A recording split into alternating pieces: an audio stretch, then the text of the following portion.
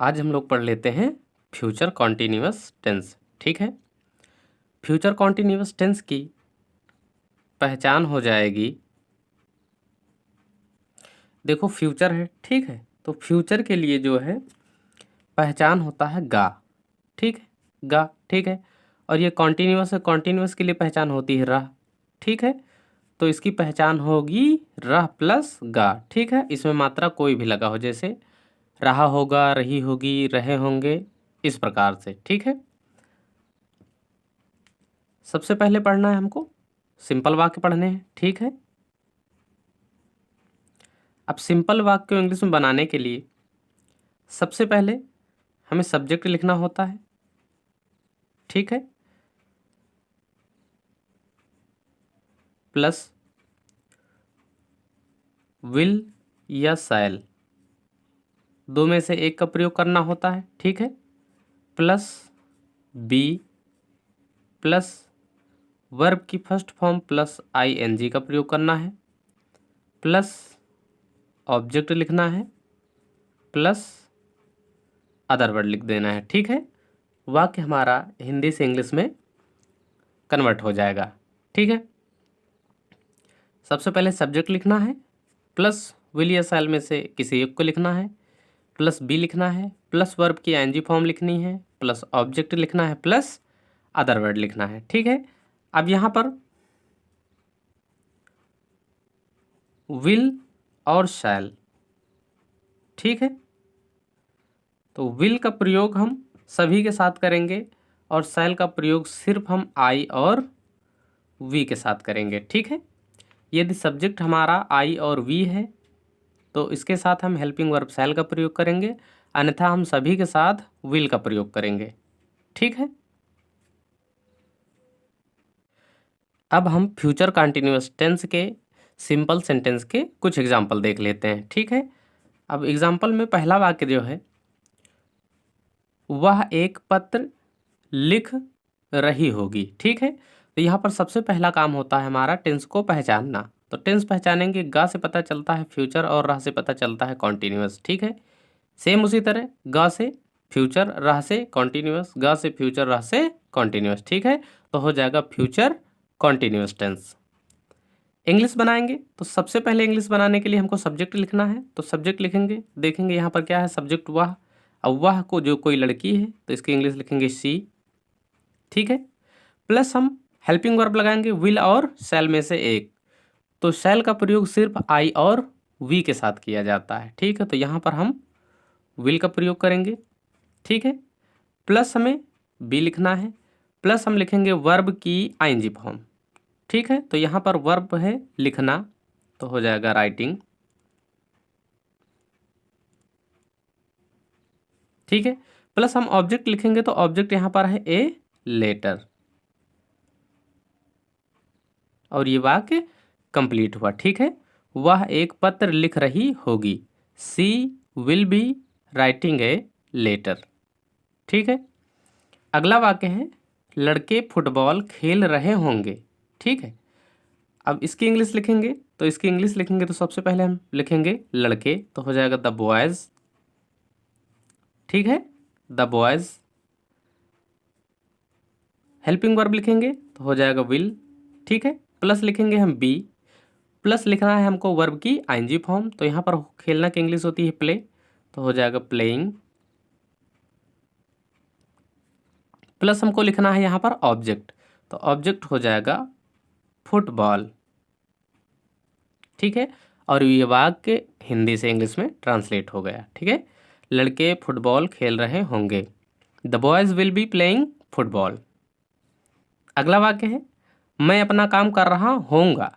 ठीक है, तो इंग्लिश बनाने के लिए सबसे पहले सब्जेक्ट लिखना है, तो आई के साथ हम शैल का प्रयोग करते हैं। ठीक है, तो हो जाएगा शैल, प्लस हमको लिखना है बी, प्लस हमको लिखना है अब वर्ब की आईएनजी फॉर्म। ठीक है, तो वर्ब यहाँ पर है काम करना, तो हो जाएगा डूइंग।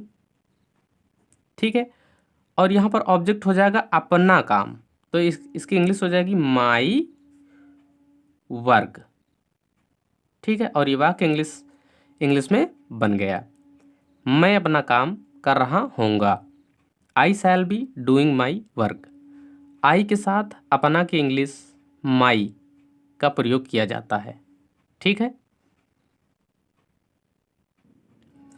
आगे हम देख लेते हैं फ्यूचर कंटिन्यूअस टेंस का नेगेटिव सेंटेंस कैसे बनाया जाता है। ठीक है, तो फ्यूचर कंटिन्यूअस टेंस पहचान वही रहेगी, रह प्लस गा से वाक्य समाप्त होगा। अब यहाँ पर हमको नेगेटिव पढ़ना है, तो हिंदी के वाक्य में बीच में कहीं न कहीं नहीं का प्रयोग जरूर होगा। ठीक है, और वाक्य हमको नेगेटिव पढ़ना है, तो हिंदी से इंग्लिश में ट्रांसलेट करने के लिए नेगेटिव में सबसे पहले हमको लिखना है सब्जेक्ट। ठीक है, प्लस हमको लिखना है विल या शैल में से एक लिखना है। ठीक है, प्लस लिखना है हमको नॉट।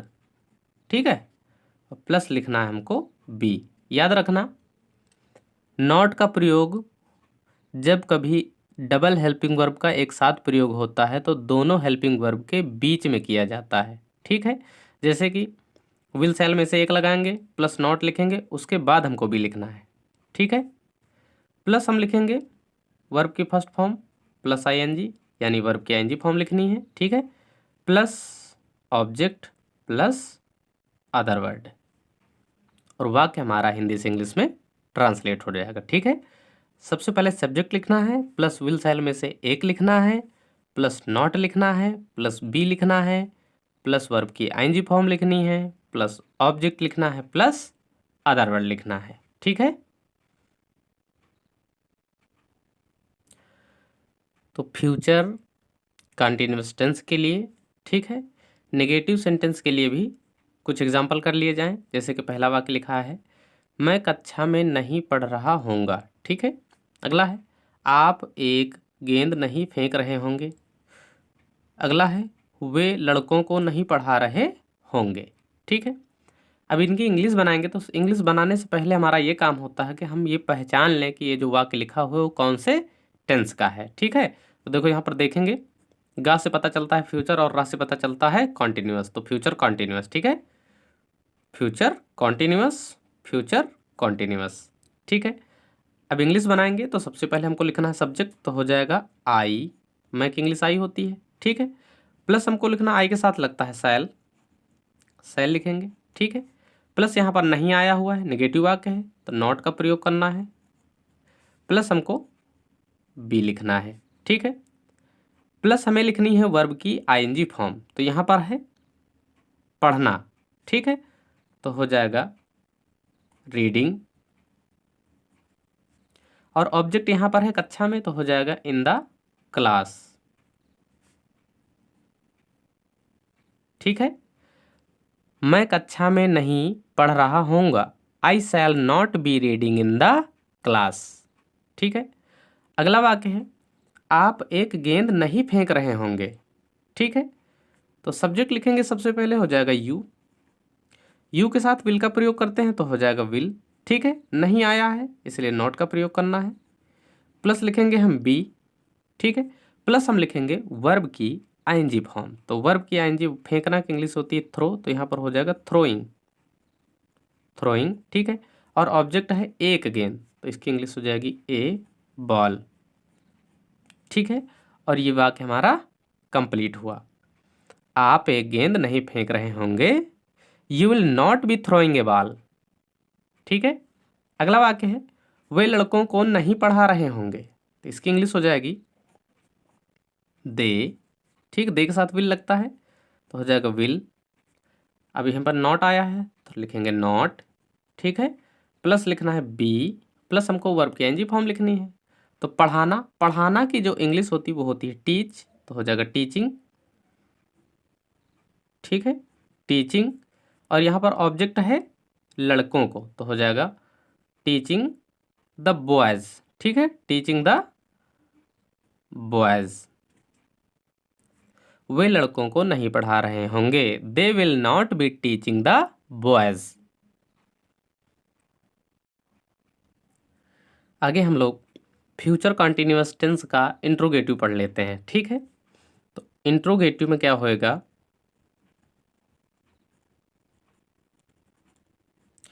वाक्य हिंदी का क्या से स्टार्ट होगा, ठीक है, रह प्लस गा से समाप्त होगा और लास्ट में इंट्रोगेटिव का सिंबल लगेगा, ठीक है। अब इंट्रोगेटिव हम फर्स्ट टाइप देख लेते हैं। सेकंड टाइप में क्या होता है कि सिर्फ क्वेश्चन वर्ड पहले लिखना रहता है, बाकी वो इंट्रोगेटिव फर्स्ट टाइप की तरह ही बनता है, ठीक है। तो इंट्रोगेटिव फर्स्ट टाइप में क्या होगा कि सबसे पहले हमको विल या शैल, ठीक है, दो में से एक का प्रयोग करना है। विल या शैल दोनों में से एक का प्रयोग करना है हमको, ठीक है। प्लस हमको लिखना है सब्जेक्ट,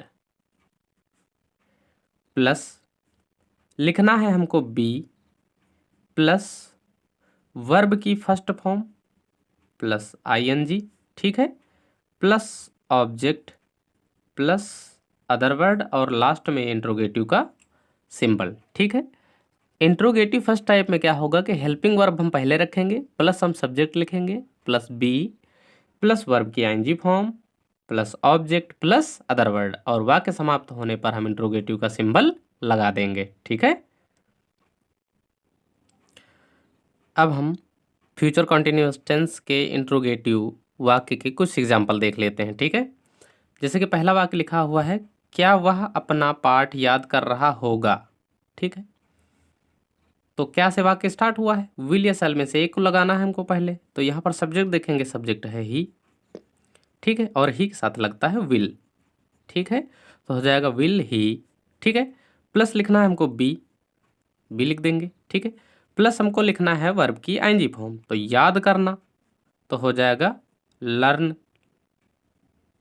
ठीक है, लर्न आईएनजी फॉर्म में लिख देंगे तो हो जाएगा लर्निंग, ठीक है।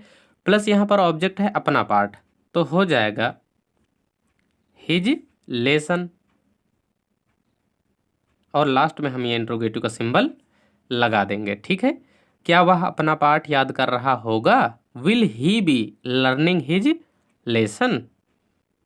अगला वाक्य है, क्या तुम अपने गांव जा रहे होंगे, ठीक है। तो सबसे पहले हम तुम के इंग्लिश लिखेंगे तो होता है यू, यू के साथ भी विल ही लगता है, ठीक है, तो हो जाएगा विल यू, प्लस लिखना है बी, ठीक है, प्लस वर्ब के एनजी फॉर्म लिखेंगे तो हो जाएगा गोइंग, ठीक है, to your village, your village और लास्ट में हम इंट्रोगेटिव का सिंबल लगा देंगे, ठीक है।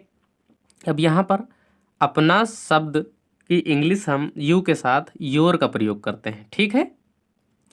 तो क्या तुम अपने गांव जा रहे होंगे, तो will you be going to your village, ठीक है। अब यह वाक्य देखो लिखा हुआ है, ये क्या से स्टार्ट नहीं हुआ है, यह वाक्य जो है इंट्रोगेटिव सेकंड टाइप का होता है। तो इंट्रोगेटिव सेकंड टाइप ऐसे ही बनता है, सिर्फ क्वेश्चन वर्ड की इंग्लिश पहले लिख ली जाती है, ठीक है। जैसे यहाँ पर आ गया है कहाँ, तो कहाँ की इंग्लिश होती है व्हेयर, लिख देंगे व्हेयर, ठीक है। प्लस सब्जेक्ट लिखना है तो सब्जेक्ट होता है ही और ही के साथ लगता है विल, ठीक है, तो हो जाएगा व्हेयर विल ही, ठीक है।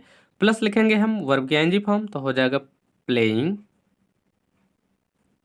ऑब्जेक्ट यहाँ पर है मैच तो हो जाएगा द मैच और लास्ट में हम ये इंट्रोगेटिव का सिंबल लगा देंगे, ठीक है।